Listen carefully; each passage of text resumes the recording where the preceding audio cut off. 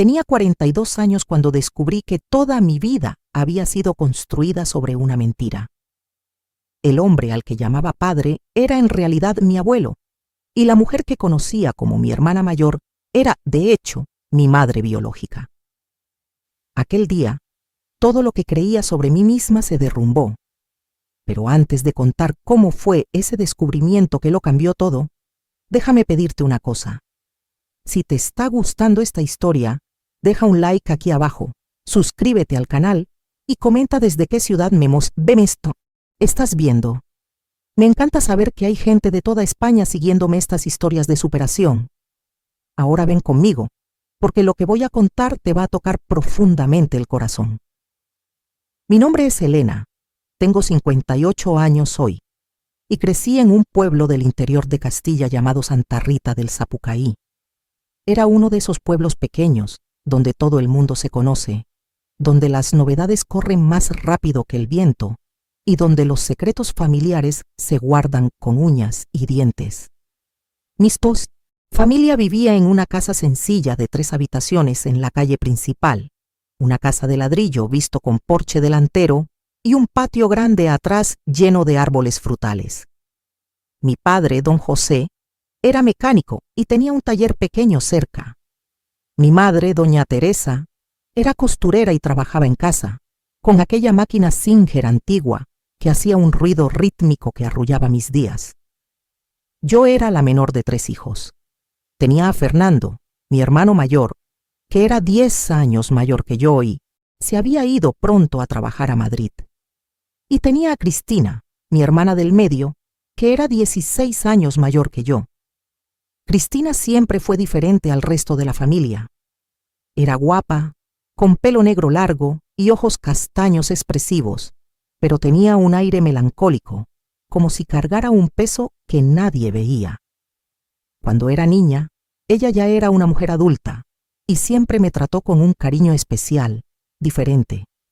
Un cariño que en aquella época pensaba que era solo protección de hermana mayor, pero que hoy entiendo que tenía mucho más significado. Crecí feliz, de esa manera sencilla que solo conocen los niños de pueblo. Jugaba en la calle con los vecinos, trepaba a los árboles, me bañaba con la manguera en el patio. Mi padre era un hombre serio, de pocas palabras, pero cariñoso a su manera. Me llevaba al taller los sábados y me enseñaba el nombre de las herramientas. Me dejaba sostener la llave inglesa mientras reparaba los coches. Mi madre era más cálida, siempre con un abrazo listo, siempre con algún dulce saliendo del horno. La casa olía a bizcocho de maíz y café fresco. Eran olores que me hacían sentir segura, amada. Cristina vivía con nosotros, pero era diferente a los otros hermanos. Nunca se casó, nunca salió con nadie que supiéramos, y parecía vivir en una especie de limbo. Trabajaba en el ayuntamiento como auxiliar administrativa. Salía temprano y volvía al final de la tarde. Pero siempre que llegaba a casa, venía directo a mi habitación, preguntaba cómo había sido mi día, me ayudaba con los deberes. Cuando tenía pesadillas, era ella quien venía a calmarme, no mi madre. Cuando me ponía enferma, era ella quien pasaba la noche despierta a mi lado. Yo pensaba que era normal, que las hermanas mayores eran así. Recuerdo un día específico, debía tener unos 7 años, cuando me hice daño en la rodilla jugando en la calle. Volví a casa llorando con la rodilla sangrando y Cristina estaba en el porche. Cuando me vio en ese estado, su rostro palideció, los ojos se le llenaron de lágrimas. Me cogió en brazos con una desesperación que no tenía sentido para la gravedad del rasguño. Me llevó corriendo dentro, limpió la herida con tanta delicadeza, soplando para que no escociera, susurrando que todo estaba bien, que yo era fuerte. Mi madre, que estaba cosiendo en el salón, solo miró y dijo: «Cristina, exageras con esa niña. Vas a acabar mimándola demasiado». Cristina no respondió, solo siguió cuidándome con ese celo excesivo. Los años fueron pasando y yo fui creciendo. En la adolescencia empecé a notar ciertas cosas extrañas, pero nunca les di mucha importancia. Cristina nunca salía de casa para divertirse, nunca tenía amigas, vivía prácticamente para mí y para mis padres. Cuando cumplí 15 años y quise hacer una fiestecita, fue ella quien lo organizó todo, quien hizo la tarta, quien decoró la casa. Mis padres ayudaron, claro, pero su entusiasmo era diferente. Era como si fuera la fiesta de su propia hija. También empecé a notar que mi madre y Cristina tenían una relación extraña. No discutían, pero había una tensión en el aire cuando estaban solas. Mi madre trataba a Cristina con una frialdad que no usaba con Fernando ni conmigo, y Cristina lo aceptaba con una resignación que me incomodaba. Una vez le pregunté a mi madre por qué era más dura con Cristina. Se incomodó con la pregunta y dijo: «Cada hijo es de una manera, Elena». Cristina lo entiende. No pregunté más, pero aquello quedó martillando en mi cabeza. Cuando terminé el instituto, decidí que quería estudiar enfermería. No había universidad en el pueblo, así que tenía que ir a la ciudad vecina, Pouso Alegre. Significaba coger el autobús todos los días, salir temprano, volver tarde. Mi padre se preocupó por los costes, pero fue Cristina quien dijo que me ayudaría a pagar. Tenía ahorros, dijo, dinero guardado que no estaba usando para nada. Mis padres intentaron rechazar, pero ella insistió, tanto que acabaron aceptando. Empecé la universidad a los 19 años, y Cristina pagó la mitad de las mensualidades durante los 4 años del curso. Fue durante la universidad cuando conocí a Roberto, mi futuro marido. Era de Pouso Alegre, estudiaba administración, y nos conocimos en una fiesta de confraternización entre carreras. Era un chico guapo, alto, de sonrisa fácil, y me conquistó con conversaciones sobre sueños y planes futuros. Salimos 2 años y nos comprometimos. Cuando lo llevé a conocer a mi familia, a todos les gustó, menos a Cristina. Fue educada, pero noté una tristeza en sus ojos, como si estuviera perdiendo algo.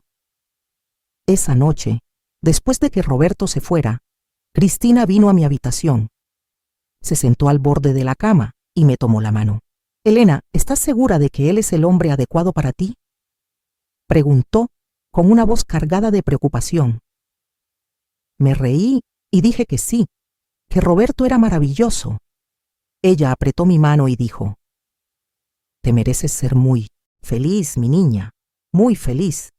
Pero si un día me necesitas por cualquier cosa, aquí estaré, siempre». Me pareció extraño, pero lo atribuí a una preocupación natural de hermana mayor viendo crecer a la pequeña. Me casé a los 24 años, en una ceremonia sencilla en la iglesia del pueblo. Cristina fue mi madrina. La recuerdo ese día, con un vestido azul marino, sonriendo para las fotos, pero con los ojos rojos. Pensé que era emoción.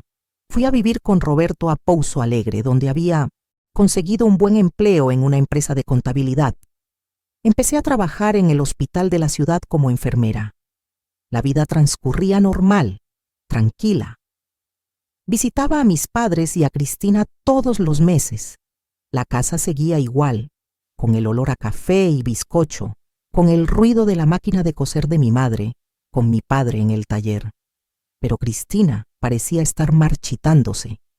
Se había puesto más delgada, más callada, con ojeras profundas. Cuando preguntaba qué pasaba, decía que era cansancio del trabajo, nada más. Pero yo veía que era más que eso. Había una melancolía en ella que iba más allá del cansancio. A los 28 años, me quedé embarazada de mi primer hijo. Cuando di la noticia a la familia, mi padre y mi madre se alegraron, nos abrazaron, lo celebraron. Cristina también se alegró, pero de esa manera contenida suya. Me abrazó fuerte y susurró en mi oído: «Vas a ser una madre maravillosa, mejor de lo que yo jamás pude ser».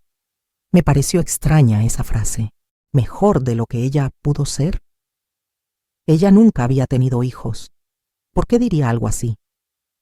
Mi hijo, Gustavo, nació en marzo de 1989. Fue el día más feliz de mi vida. Cuando Cristina vino a visitarnos al hospital, sostuvo al bebé con tanta delicadeza, con tanta emoción, que empezó a llorar. Perdona, dijo, secándose las lágrimas.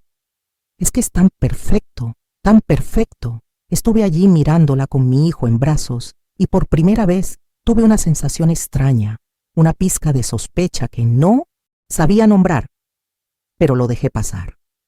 Los años siguientes fueron intensos. Crié a mi hijo, trabajé en el hospital, viví mi vida. Cristina seguía igual, viviendo con mis padres, trabajando en el ayuntamiento, existiendo en esa vida sin gracia. Mi padre empezó a tener problemas de salud a los 65 años. Presión alta, diabetes, el corazón débil. Se volvió más lento, más frágil. Mi madre también envejeció rápido, como si el peso de los años hubiera caído de golpe. Fue un domingo de julio de 2009. Yo tenía 42 años, cuando todo cambió. Recibí una llamada de Cristina temprano por la mañana. Su voz estaba entrecortada. Elena, ¿puedes venir hoy a casa?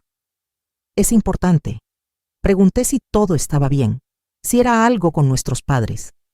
Dijo que ellos estaban bien, pero que necesitaba hablar conmigo con urgencia. Cogí el coche y fui. Cuando llegué, la casa estaba en silencio. Mi madre había ido a pasar el fin de semana a casa de una prima. Mi padre estaba en el taller aunque era domingo. Siempre iba allí a trastear con algo. Cristina estaba sola, sentada en la mesa de la cocina, con una caja de zapatos vieja delante.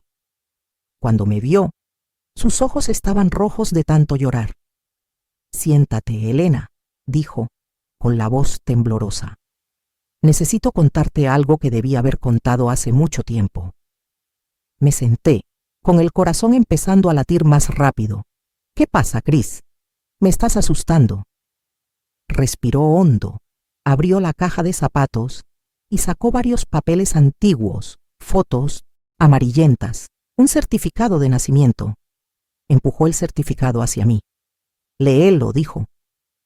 Lo cogí con las manos temblando y leí. Era mi certificado de nacimiento, pero había algo mal. Muy mal. El nombre de la madre no era Teresa, era Cristina. Y la fecha de nacimiento de ella también estaba mal en mi memoria. No tenía 16 años más que yo. Me había tenido con 16 años. La miré sin entender, sin poder procesar lo que veía. ¿Qué? Esto no tiene sentido. Debe ser un error. Cristina empezó a llorar copiosamente. No es un error, Elena. Yo soy tu madre biológica, y el hombre al que llamas padre es en realidad tu abuelo. La mujer a la que llamas madre es tu abuela. Te criaron como hija suya para ocultar el escándalo, para proteger la reputación de la familia. El mundo giró. Todo se volvió borroso. No podía respirar bien. Sentí como si el suelo se hubiera abierto bajo mis pies y estuviera cayendo en un abismo sin fin. Estuve allí sentada, sosteniendo ese certificado de nacimiento, leyendo y releyendo como si las palabras fueran a cambiar. Pero no cambiaban. Madre, Cristina María dos Santos. Fecha de nacimiento de la madre, 12 de abril de 1951. Hice las cuentas rápidamente en la cabeza. Si nació en 1951 y yo en 1967, realmente tenía 16 años cuando me tuvo. 16. Una adolescente, mi hermana, no, mi madre. Las palabras no tenían sentido juntas. Cristina seguía llorando al otro lado de la mesa, con las manos cubriendo el rostro. Quería gritar, quería levantarme y salir corriendo, pero mi cuerpo no respondía. Estaba paralizada, en shock. Finalmente, pude hablar con la voz saliendo extraña, distante. ¿Cómo? ¿Por qué? ¿Quién es mi padre? Levantó el rostro rojo e hinchado de tanto llorar y dijo: Tu padre era un chico del pueblo, hijo de un terrateniente. Salíamos a escondidas, yo tenía 15 años cuando me quedé embarazada. Cuando lo descubrí, él desapareció. Su familia lo mandó lejos y nunca volvió. Su voz temblaba con cada palabra. Se lo conté a mis padres, a tu abuelo y a tu abuela. Se desesperaron. En aquella época, Elena, una chica soltera embarazada, Era la mayor vergüenza que podía pasar en una familia. En los primeros meses, intentaron ocultarlo, me encerraron en casa diciendo que estaba enferma. Cuando la barriga empezó a crecer y ya no se podía disimular, tuvieron la idea. Mi madre, tu abuela, fingiría estar embarazada. Como usaba vestidos amplios y tenía sobrepeso, fue fácil hacer creer a la gente. Y a mí me mandaron a casa de una tía en el interior de Castilla. Cada palabra que salía de su boca era una puñalada en mi pecho. ¿Entonces me tuviste allí? Asintió. Nací sola, en un cuartito en el fondo de la casa de la tía Madalena, la hermana mayor de papá, de tu abuelo. Fue un parto difícil, largo. La tía llamó a una comadrona de la zona, una señora que no hacía preguntas. Cuando naciste te sostuvo Elena, y fue lo más bonito que había visto en mi vida. Tan pequeñita, tan perfecta. Quise amamantarte, quise quedarme contigo, pero la tía Madalena dijo que no era posible, que tus abuelos ya lo habían decidido todo. Tu abuelo vino a buscarme 2 semanas después. Te trajo envuelta en una manta. Volvimos a casa, y para todo el pueblo eras la hija suya que había nacido mientras visitaban a la familia en Castilla. Nadie cuestionó. Todos creyeron, y yo volví a ser solo la hermana mayor. Tu abuela te crió como hija desde el primer día, y yo tuve que estar allí, viéndote crecer, viéndote llamarla desde ella mamá, llamarlo a él papá, mientras mi corazón se rompía un poco más cada día. Empecé a llorar. No ese llanto silencioso, sino un llanto violento que salía de lo más hondo. Todo empezó a tener sentido de una manera cruel y dolorosa. La forma en que Cristina siempre me había tratado, el cariño excesivo, la dedicación total, la tristeza en los ojos, la relación extraña con mi abuela a la que llamaba madre, todo tenía explicación ahora, y la explicación era devastadora. ¿Por qué no me lo contaste antes?, grité, sin poder controlar la voz. ¿Por qué me dejaste vivir una mentira toda la vida? Sollozó más fuerte. Porque no podía, Elena. Tus abuelos me hicieron prometer. Dijeron que si lo contaba, destruiría a la familia, te haría daño, mancharía tu nombre. Dijeron que nadie querría casarse contigo si supieran la verdad, que serías marcada para siempre como hija del pecado. Yo era joven, asustada, dependía de ellos. Así que guardé el secreto. Todos estos años lo guardé. Me levanté de la silla tan rápido que cayó hacia atrás con un estruendo. No puedo creerlo. No puedo creer que hayas estado callada todos estos años.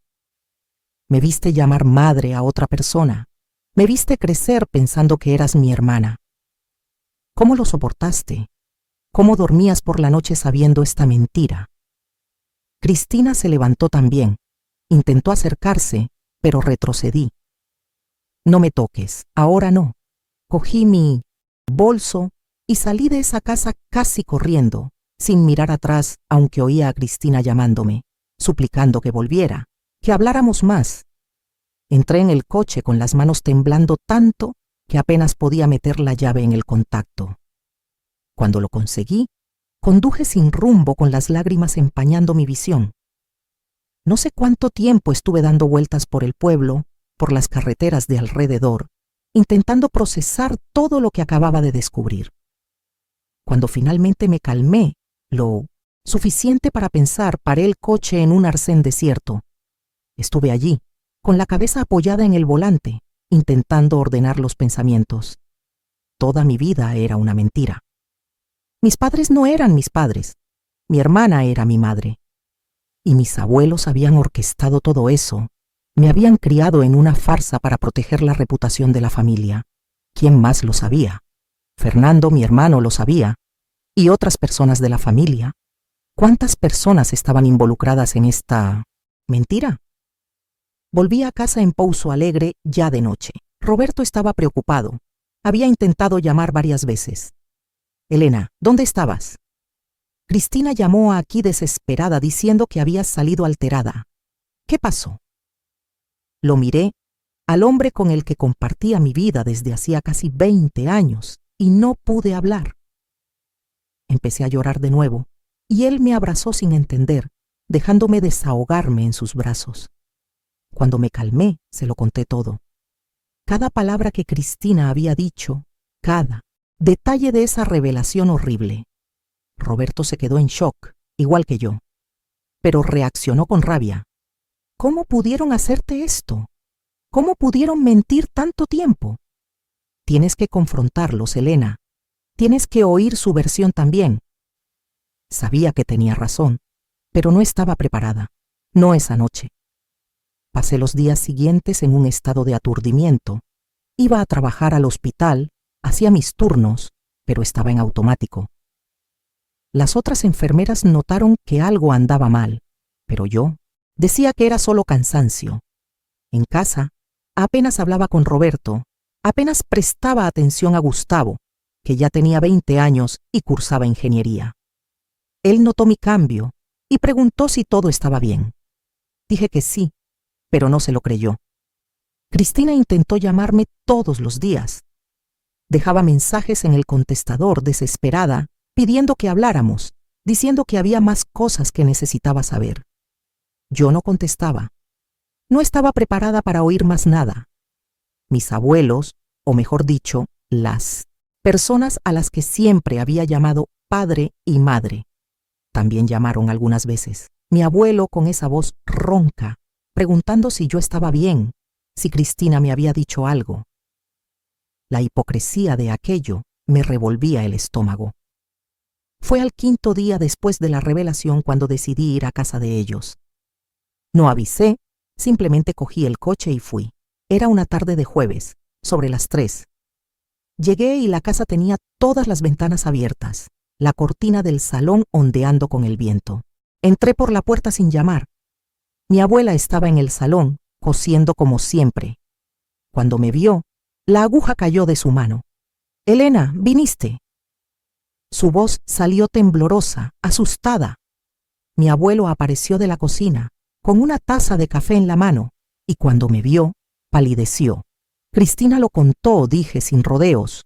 «Lo contó todo, y ahora quiero oírlo de vosotros. Quiero saber por qué me mentisteis toda la vida.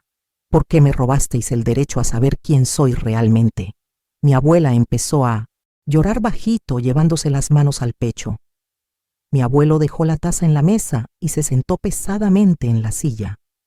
«Elena, no fue para hacerte daño, fue para protegerte». «¿Protegerme de qué?», grité, sintiendo la rabia finalmente salir. «¿De saber la verdad? ¿De conocer a mi propia madre? Vosotros me lo robasteis, se lo robasteis a ella también». Cristina vivió todos estos años como una sombra, sin poder asumir que era mi madre, sin poder criarme, sin poder amarme abiertamente. ¿Y creéis que hicisteis bien? Mi abuelo alzó la voz también. No entiendes cómo era aquella época. Una chica embarazada a los 15 años era el fin. Nadie la iba a respetar, nadie te iba a respetar a ti. Ibas a ser señalada en la calle, excluida, marcada para toda la vida. Hicimos lo que creímos mejor. ¿Mejor para quién?, pregunté con la voz cortante. ¿Para vosotros? ¿Para la reputación de la familia? Porque seguro que no fue mejor para mí ni para Cristina. Mi abuela se levantó. Intentó acercarse. Te quisimos, Elena. Te criamos con todo el cariño, te dimos todo lo que pudimos. Eso no es mentira. Retrocedí cuando extendió la mano. Pero todo estaba basado en una farsa. ¿Cómo puedo confiar en nada de lo que decís ahora? Mi abuelo suspiró hondo. Parecía haber envejecido 10 años en esos minutos. ¿Qué quieres de nosotros, Elena? ¿Qué podemos hacer para arreglarlo? Lo miré, a ese hombre al que había llamado padre durante 42 años, y sentí una mezcla confusa de amor, rabia, dolor, traición. Quiero la verdad, toda. Quiero saber todo lo que me ocultasteis. Y quiero saber quién más sabe de esta mentira. ¿Fernando lo sabe? Intercambiaron miradas. Mi abuela respondió con voz baja. Fernando lo sabe, siempre lo supo. Tenía 10 años cuando naciste. Era lo bastante mayor para entender. Le hicimos prometer que nunca lo contaría. Aquello fue otra puñalada. Mi hermano también me había mentido todos estos años. Otra persona en la que confiaba, otra traición. Y otras personas de la familia. Mi abuelo negó con la cabeza. Solo la tía Madalena. Murió hace 5 años. Nadie más sabe. Me senté en el sofá, exhausta. Me sentía como si hubiera corrido un maratón. Mi abuela vino a sentarse a mi lado, manteniendo una distancia segura. Elena, sé que estás dolida y tienes todo el derecho, pero necesito que sepas que te quise como hija desde el primer día. Fuiste mi niña, mi pequeña, mi consentida. Eso nunca fue mentira.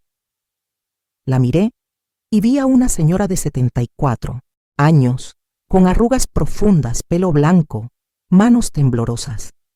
Vi a una mujer que había sacrificado la verdad por lo que creía correcto. Pero no soy tu hija, dije, y las palabras salieron más duras de lo que pretendía. Soy tu nieta, y Cristina no es mi hermana, es mi madre. Y por mucho que me hayáis querido, me robasteis algo que no podéis devolver. Me robasteis la oportunidad de crecer sabiendo quién soy realmente. Mi abuela empezó a sollozar, y por primera vez en la vida no sentí ganas de consolarla. Solo me levanté y me fui, dejándolos a los dos allí en el salón, cargando el peso del secreto que finalmente había sido revelado.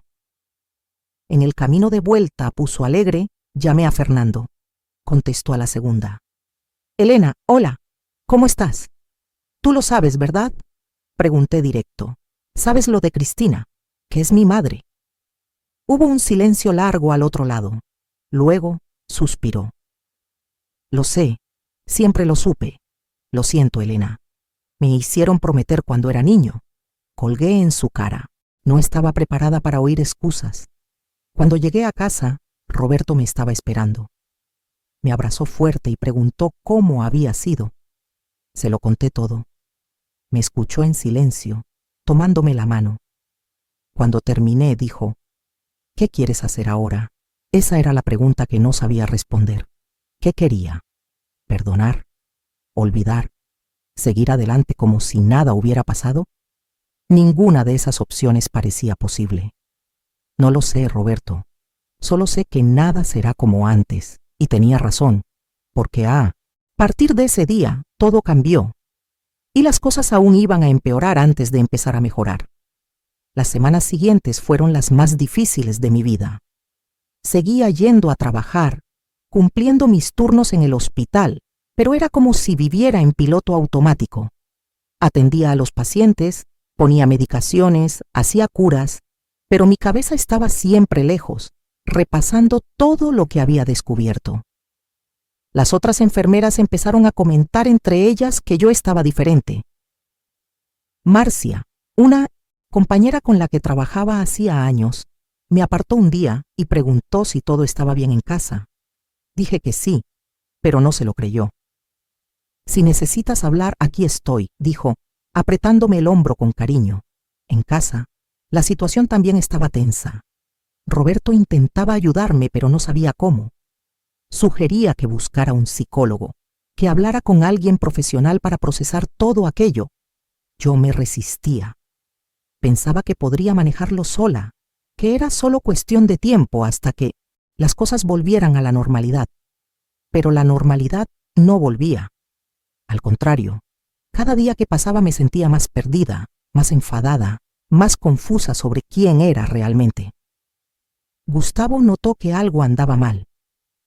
Una noche, vino a hablar conmigo mientras lavaba los platos de la cena. Mamá, ¿qué pasa? Llevas semana rara. ¿Es algo conmigo? ¿Hice algo mal? El corazón se me apretó. Mi hijo se estaba culpando por mi tristeza. No, mi amor. No es nada contigo. Es algo de familia, complicado, insistió. ¿Puedo ayudar? Lo miré, a ese chico de 20 años que había criado, y pensé si debía contárselo. Decidí que no. No quería involucrarlo en esa locura. Es cosa de adultos, Gustavo. Pasará. No pareció convencido, pero no insistió más. Cristina seguía intentando hablar conmigo. Llamaba todas las semanas, dejaba mensajes cada vez más desesperados. Elena, por favor, contesta. Necesito hablar contigo. Hay cosas que aún no sabes, cosas importantes. Por favor, dame una oportunidad. Yo oía los mensajes y los borraba sin responder. No estaba preparada para enfrentarla de nuevo. No sabía qué sentir respecto a Cristina. ¿Rabia por haber mentido?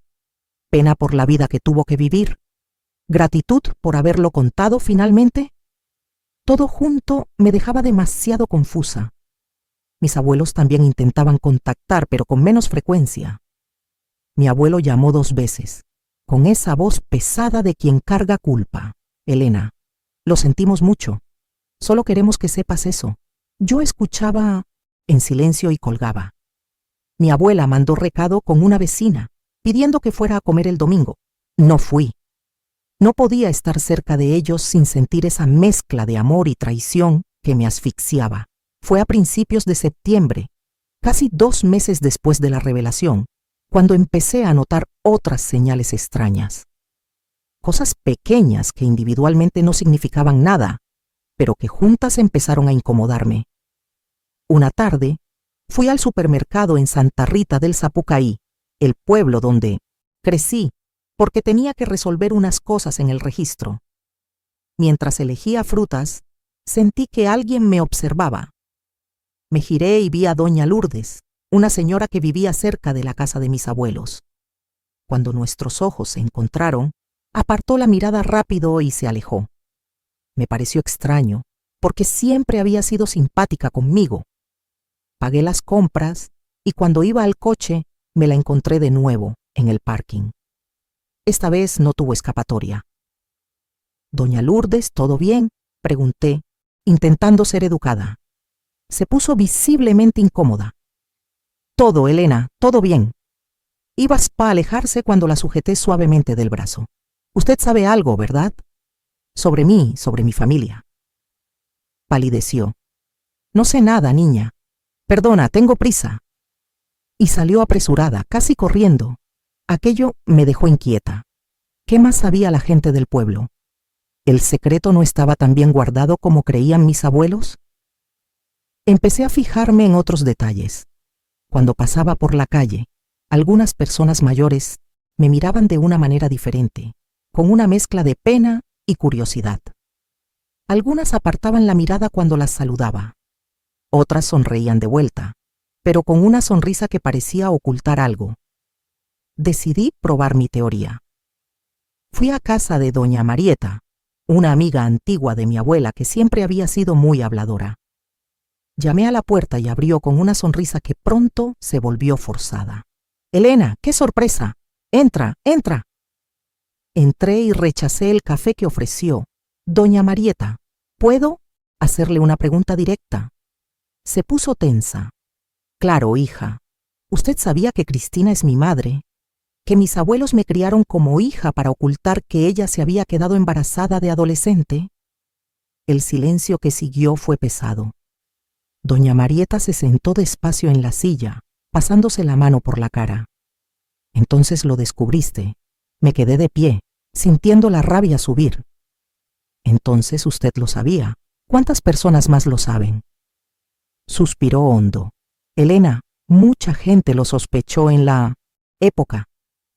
Tu abuela fingió estar embarazada, pero había mujeres aquí que se dieron cuenta de que era mentira.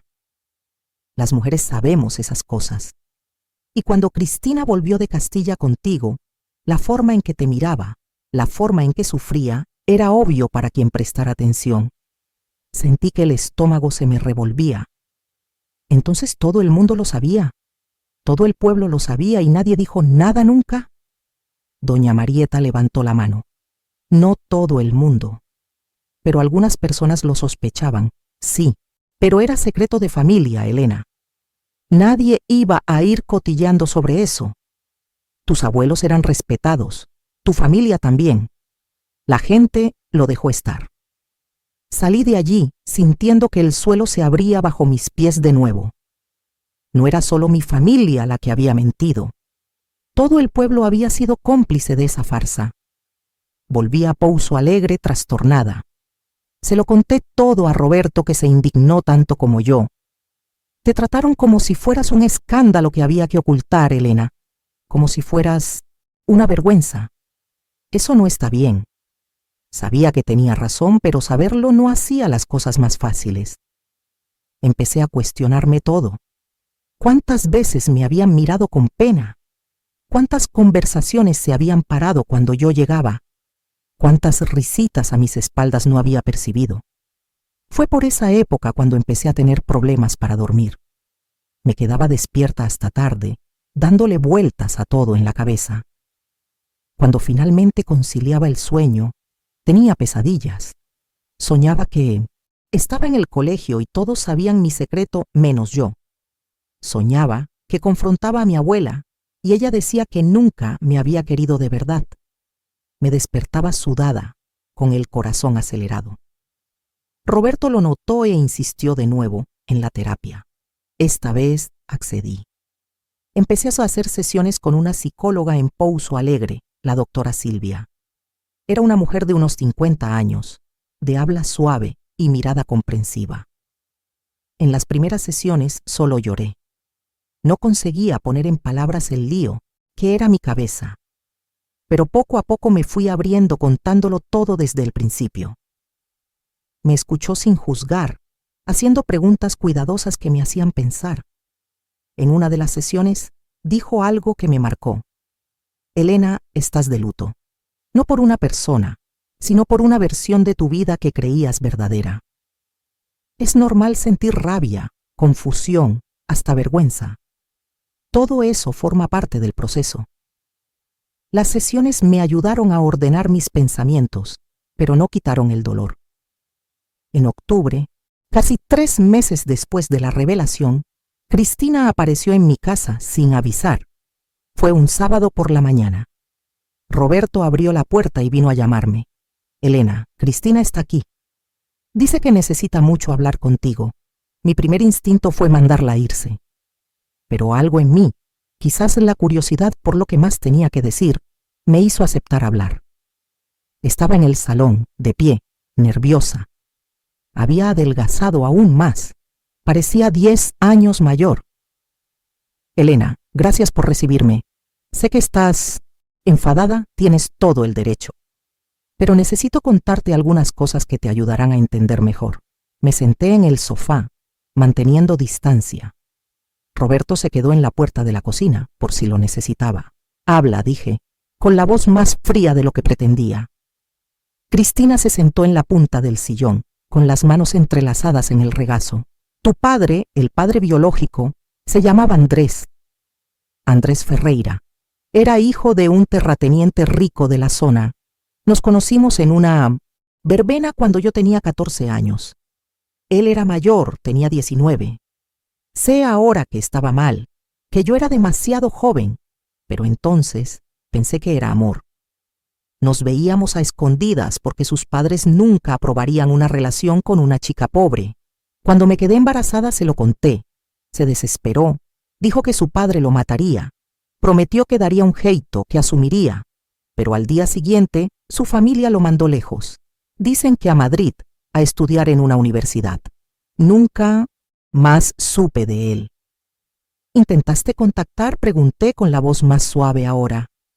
Negó con la cabeza. Lo intenté. Mandé carta a una dirección que conseguí con una prima suya, pero nunca respondió. Creo que la familia la interceptó, o quizás simplemente no quiso saber. Nos quedamos en silencio un momento. ¿Sigue vivo? Se encogió de hombros. No lo sé. Perdí su rastro. Pero hay algo que necesitas saber. Ese nombre, Andrés Ferreira, lo guardé todos estos años. Si quieres buscarlo, tengo algunas informaciones que pueden ayudar. El corazón me latió más rápido. ¿Buscar a mi padre biológico? Había pasado por mi cabeza varias veces en las últimas semanas, pero parecía un paso demasiado grande. No sé si quiero eso, Cristina. Ya es mucha información. Asintió. Lo entiendo. Pero si cambias de idea, búscame. Te daré todo lo que tengo. Se quedó un poco más, intentando hablar de otras cosas, preguntando cómo estaba si estaba haciendo terapia. Respondí con monosílabos. Cuando se levantó para irse, se paró en la puerta. Elena, sé que fui cobarde. Debí haberlo contado antes, pero por favor, cree cuando digo que cada día que pasé mintiéndote fue una tortura. Te amo más que a nada en este mundo. Siempre te amé. Y pasaré el resto de mi vida demostrándotelo si me dejas. Después de que se fue, me quedé sentada en el sofá procesando todo. Roberto vino a sentarse a mi lado. ¿Qué vas a hacer? Lo miré y por primera vez en meses sentí un atisbo de claridad. Creo que voy a buscarlo. A mi padre biológico. Necesito cerrar este ciclo, saber la historia completa.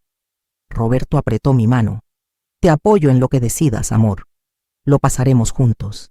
Y así empecé a prepararme para la siguiente fase de esta jornada. Pero lo que iba a descubrir sobre Andrés Ferreira iba a sacudir aún más las estructuras ya frágiles de mi identidad. Pasé 2 semanas reuniendo valor antes de empezar realmente a buscar a Andrés Ferreira. Cristina me había dado todo lo que tenía: su nombre completo, el nombre de los padres, la finca donde vivía la familia en la época y una dirección antigua en Madrid a donde lo habían mandado en 1967. Eran informaciones de más de 40 años atrás, pero era un comienzo. Roberto sugirió que contratáramos un detective privado, pero yo quería intentarlo sola primero. Sentía que necesitaba tener control sobre aquello. Empecé por internet. Busqué su nombre en redes sociales, en sitios de búsqueda, en registros públicos.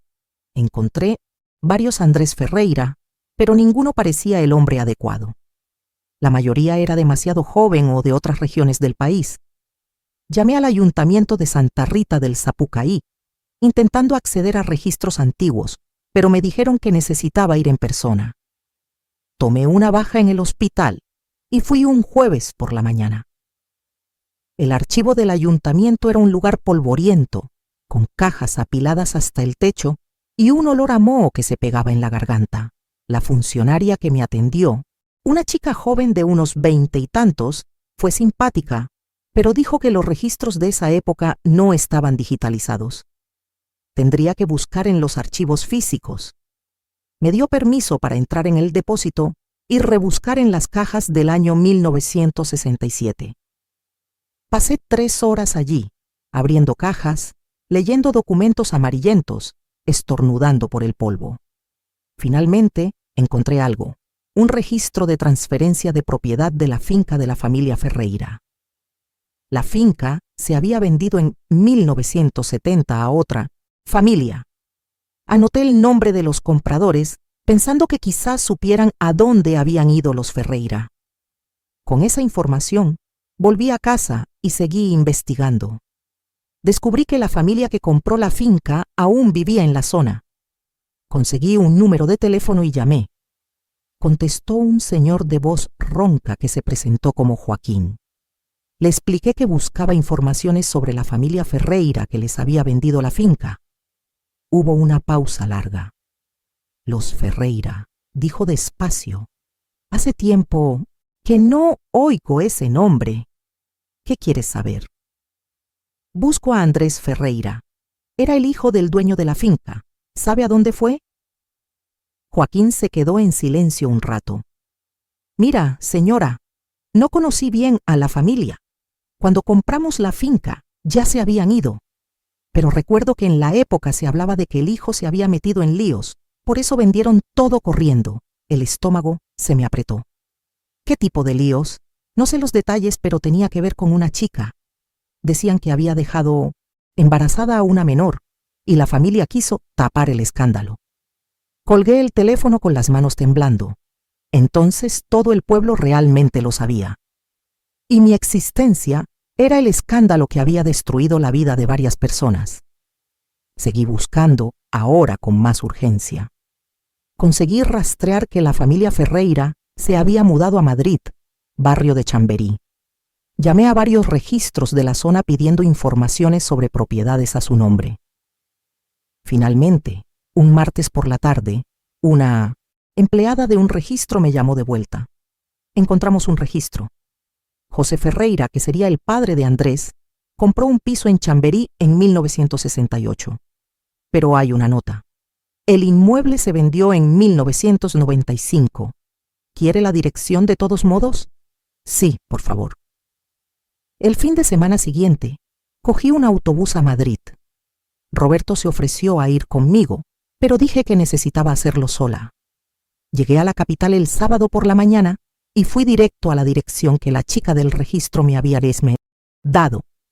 Era un edificio antiguo pero bien conservado en Chamberí. Toqué el interfono de varias unidades hasta que alguien contestó. Una voz femenina, joven. Dígame. Buenas tardes, disculpe la molestia. Busco informaciones sobre una familia que vivió en este edificio en los años 60 y 70. La familia Ferreira. ¿Por casualidad los conoció o sabe de alguien que los conociera? La chica dijo que no, que llevaba allí solo 3 años. Pero sugirió que hablara con el portero, un señor mayor que estaba en el edificio desde los años 80. Conseguí su número y llamé. El portero, don Waldir, accedió a hablar conmigo al día siguiente. Pasé la noche en un hotel barato cerca, apenas durmiendo de la ansiedad. El domingo por la mañana, me encontré con don Waldir en el vestíbulo del edificio. Era un señor de unos 75 años, con gafas gruesas y bastón. Le conté que buscaba a Andrés Ferreira, que había vivido allí con la familia en los años 60. Don Waldir se rascó la cabeza, pensativo. Ferreira. Ah, sí, lo recuerdo. Familia rica, algo cerrada. El padre era dueño de tierras en el interior. Tenían un hijo, chico alto, pelo negro, pero no estuvieron mucho tiempo aquí. Creo que unos 10 años, como mucho. El corazón me dio un vuelco. ¿Sabe a dónde fueron cuando se fueron? Negó con la cabeza. No estoy seguro, pero oí comentario en la época de que habían vuelto al interior. Castilla, quizás. O pudo ser otro sitio. Perdona por no poder ayudar más. Volví a Ditos, Pouso Alegre, frustrada. Había llegado a un callejón sin salida. Esa noche, hablé con la doctora Silvia, sobre todo en una sesión de urgencia que consiguió encajar. Me escuchó con atención y luego dijo: Elena, ¿por qué estás tan decidida de encontrar a este hombre? ¿Qué esperas conseguir? Estuve pensando en la pregunta. Quiero respuestas. Quiero mirarlo a los ojos y preguntar por qué abandonó a mi madre. ¿Por qué nunca buscó saber de mí? Quiero entender. ¿Y si no quiere ser encontrado? ¿Si te rechaza? No había pensado en eso. La posibilidad de rechazo me asustaba, pero no lo suficiente para desistir. Fue Cristina quien me dio la pista final. Una tarde, apareció en mi casa de nuevo, esta vez con una caja de papeles viejos. Elena, encontré esto en casa de mamá. Eran cartas y fotos que conseguí ocultar en la época. Quizás haya algo útil. Nos sentamos juntas en la mesa de la cocina y rebuscamos todo. Había fotos de Andrés joven, un chico guapo de verdad, alto, de interés de cosmete, sonrisa amplia. Había cartas de amor que él le había escrito a Cristina, prometiendo que estarían juntos, que nada los separaría. Leer esas cartas me partió el corazón, porque veía allí un amor joven e ingenuo que había sido destruido por las circunstancias. En el fondo de la caja encontré un sobre diferente. Dentro había un recorte de periódico de 1998. Era una nota social, pequeña, sobre la inauguración de una constructora en Valladolid. En la foto, varios hombres de traje. Y allí, en la esquina derecha, estaba él, Andrés Ferreira. Mayor, canoso, pero inconfundible. La leyenda decía Andrés Ferreira, socio de la constructora Nueva Era, en momento de confraternización. El corazón casi se me sale por la boca. Cristina, ¿viste esto?, pregunté señalando. Miró y palideció. Lo había visto ese recorte hace años, pero no sabía que lo había guardado. Entonces está en Valladolid. Al día siguiente, ya estaba investigando la constructora Nueva Era. Descubrí que aún existía, pero Andrés ya no aparecía como socio en los registros recientes. Llamé a la empresa, haciéndose pasar por una cliente interesada en hablar específicamente con el señor Andrés Ferreira sobre un proyecto antiguo. La secretaria fue educada, pero dijo que se había jubilado hacía 5 años y ya no trabajaba allí.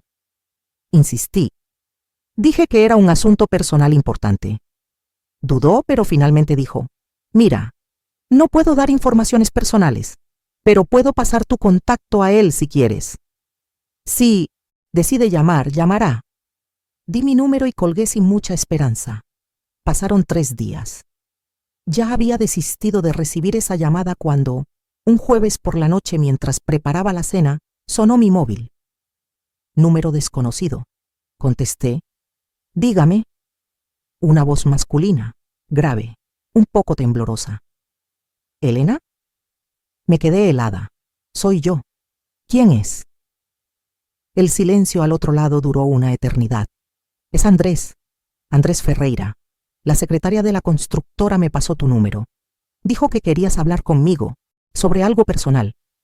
Me senté en la silla más cercana, con las piernas flojas. «Sí. Yo... ¿Sabes quién soy?» Otro silencio. Luego, con la voz aún más baja: «Lo sé. Siempre supe que un día podrías buscarme». La rabia que había contenido durante meses finalmente explotó. «¿Siempre lo supiste? ¿Y no hiciste nada? ¿No buscaste saber de mí en 42 años?» Respiró hondo al otro lado. «Elena, hay muchas cosas que no sabes. Muchas cosas que me gustaría explicar. ¿Puedes encontrarte conmigo en persona?» Mi primer instinto fue gritar que no lo merecía. Pero la necesidad de respuestas era mayor. ¿Cuándo y dónde? Quedamos para dentro de 3 días, en un café en Valladolid. Colgué el teléfono y me quedé allí, sentada, procesando lo que acababa de pasar. Roberto llegó de la calle y me encontró en ese estado. ¿Qué pasó? Lo miré con los ojos llenos de lágrimas. Lo encontré. Y nos veremos. Mi padre biológico. Los 3 días hasta el encuentro fueron los más largos de mi vida. No podía pensar en otra cosa. Ensayé 1000 veces lo que diría, lo que preguntaría. Cambié de ropa 10 veces el día del encuentro, sin saber qué sería apropiado. Roberto me llevó hasta Valladolid. Dijo que esperaría en un café cerca por si lo necesitaba.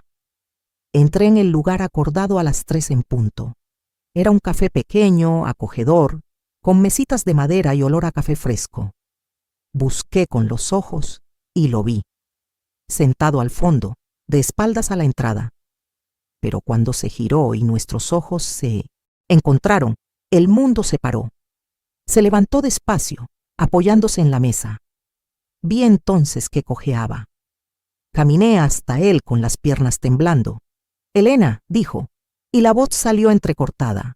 «Has crecido, estás preciosa». Nos quedamos allí, de pie, uno frente al otro, 2 extraños que compartían sangre. Finalmente me senté. Él se sentó también, con dificultad. «Me lesioné la pierna en un accidente hace unos años», explicó, notando mi mirada. «Pero no es de eso de lo que quieres hablar, no», dije, con la voz más firme de lo que esperaba. «Quiero saber por qué abandonaste a mi madre. ¿Por qué nunca buscaste saber de mí? Quiero saber si alguna vez pensaste en nosotras, si alguna vez te importó». Cerró los ojos, y cuando los abrió estaban húmedos. «Todos los días, Elena. Pensé en vosotras todos los santos días de mi vida. Y la historia que te voy a contar explicará por qué. Puede que no justifique, pero explicará». Y fue allí, en ese café en Valladolid, donde empezó a contarme su versión de la historia.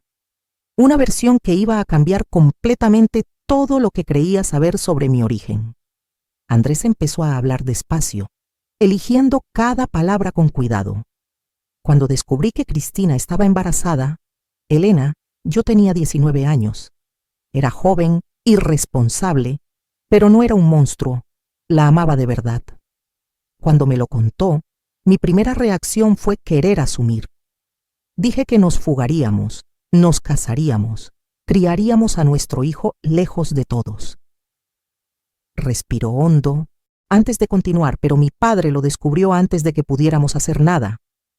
No sé cómo, pero lo descubrió. Y fue terrible.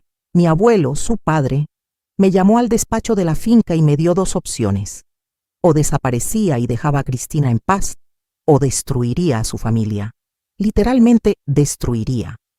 Dijo que haría que don José, su padre, perdiera el taller, que difundiría que Cristina era una cualquiera que se había quedado embarazada de varios hombres, que se aseguraría de que nadie en el pueblo hiciera negocios con la familia.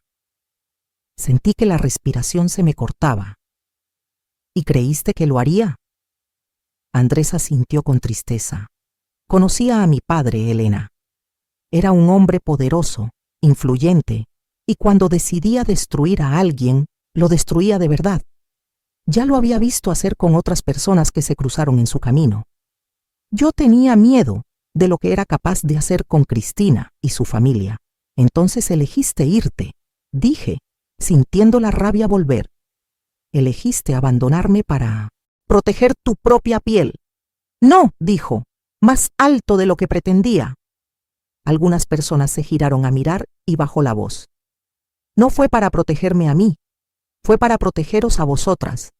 Mi padre dejó claro que si me quedaba, haría la vida de Cristina un infierno. Era menor de edad, Elena. Podía haberme metido en la cárcel por eso. Podía haber destruido todo. Pensé que si me iba, al menos ella tendría paz. Pensé que tus abuelos cuidarían de ella y de ti. Pero nunca volviste, susurré, con los ojos ardiendo. Nunca intentaste saber cómo estábamos. Pasó la mano por el rostro y vi que estaba llorando. Lo intenté, Elena. Juro que lo intenté. Cuando me mandaron a Madrid, a esa universidad que no quería, escribí cartas a Cristina. Mandé más de 20 cartas en los primeros 6 meses. Ninguna fue respondida. Descubrí después que mi padre interceptaba todo. En 1969, 2 años después de que nacieras, reuní valor y volví a Santa Rita del Sapucaí a escondidas. Fui a casa de su familia. Tu abuelo me recibió en la puerta y me dijo que desapareciera, que ya lo habían resuelto todo, que estabas bien y siendo criada como hija suya.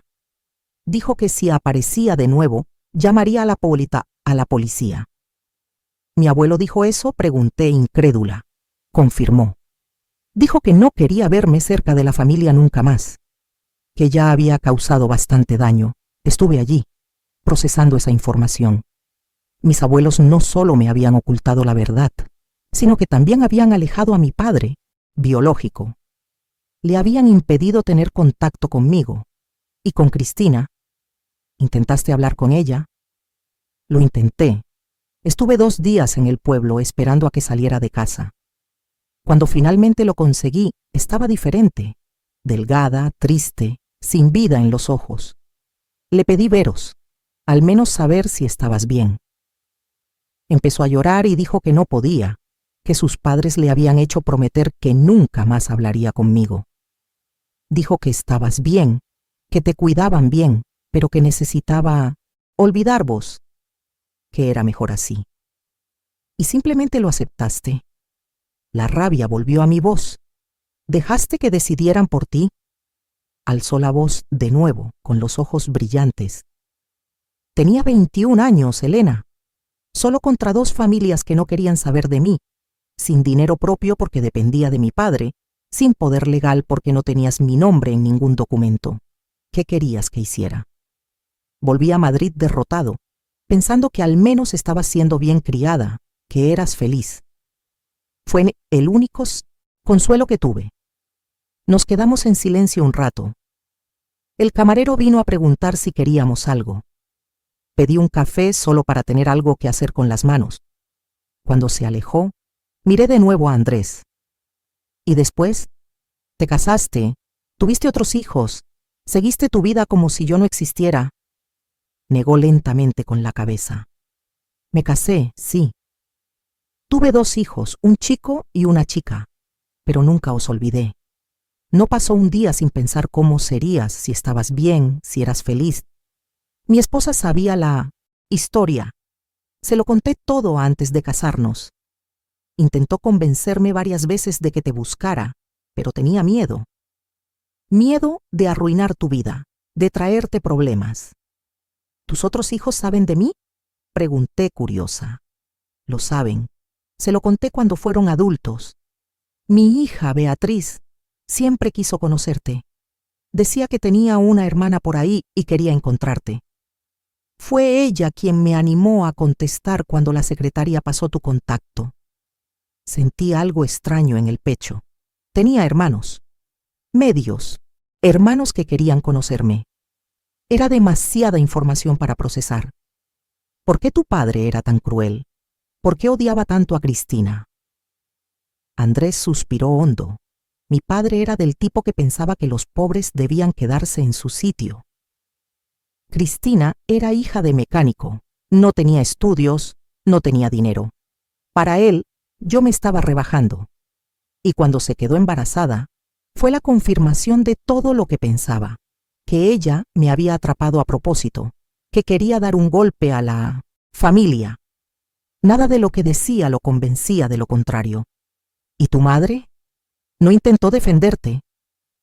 Mi madre era sumisa a mi padre. No tenía voz en nada.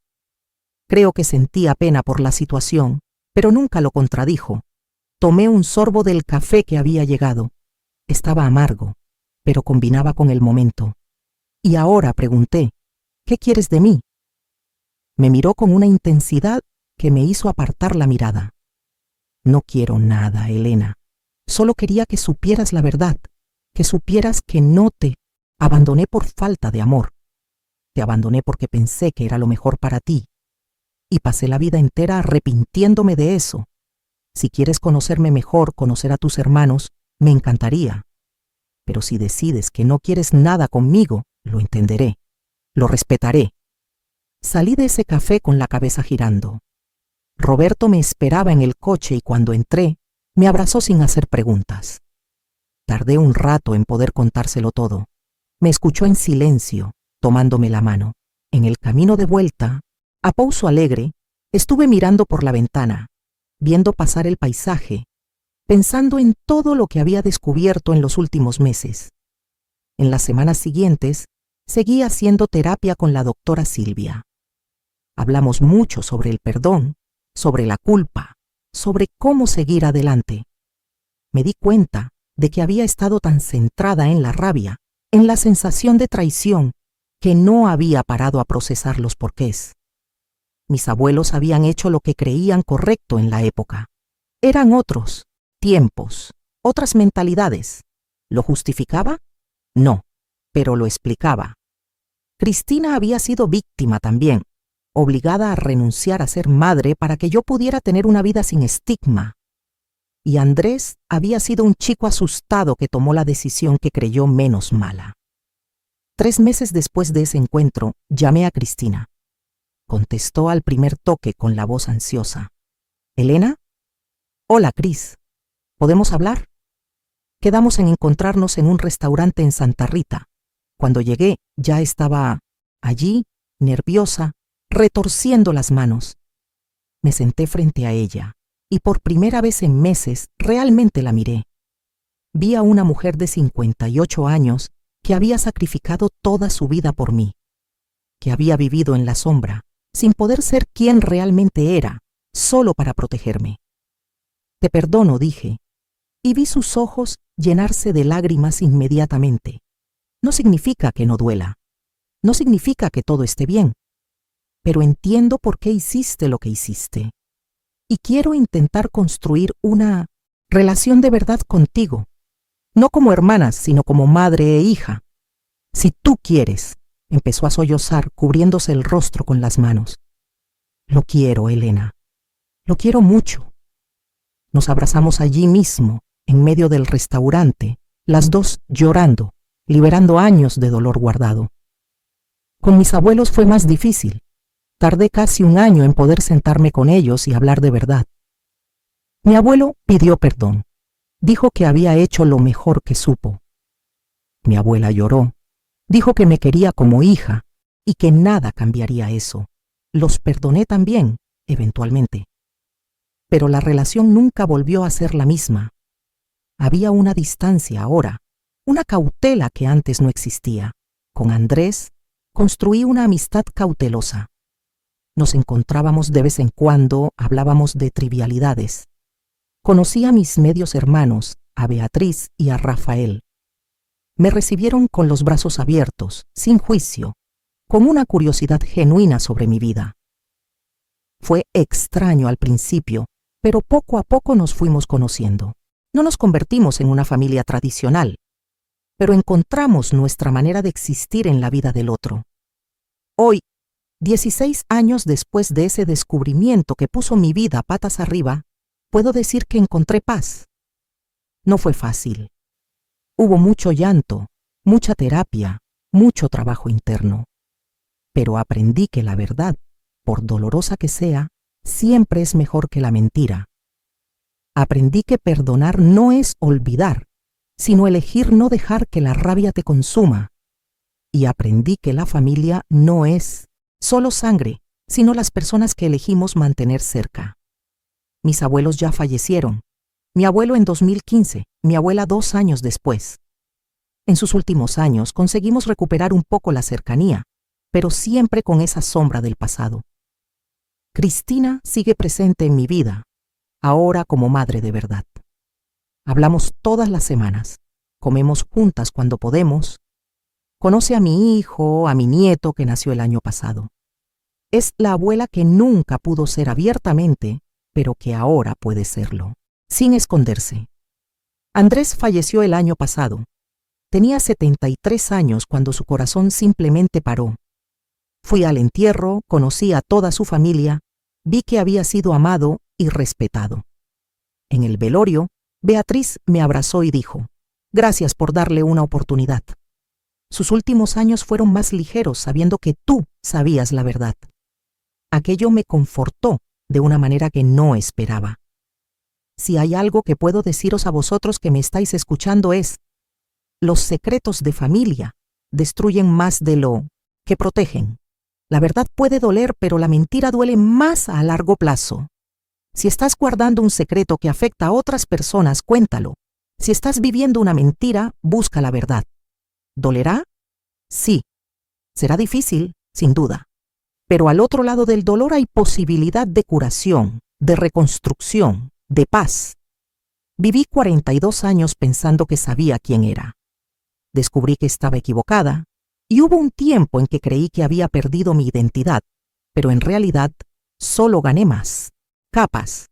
Soy hija de Cristina, nieta de mis abuelos, hija por crianza también. Soy hermana de Fernando y hermana de Beatriz y Rafael. Soy todas esas cosas a la vez. Y aprendí que la identidad no es algo fijo que recibes listo. Es algo que construyes todos los días con tus elecciones y tus acciones. Hoy, a los 58 años, miro atrás y agradezco el viaje, por doloroso que haya sido. Me convertí en una persona más fuerte, más empática, más comprensiva, y si pudiera volver atrás en el tiempo, ¿cambiaría algo? Quizás, pero no sé si sería para mejor, porque todo lo que pasé me trajo hasta aquí, hasta esta versión de mí, que finalmente está en paz con su historia. Gracias por escucharme hasta el final.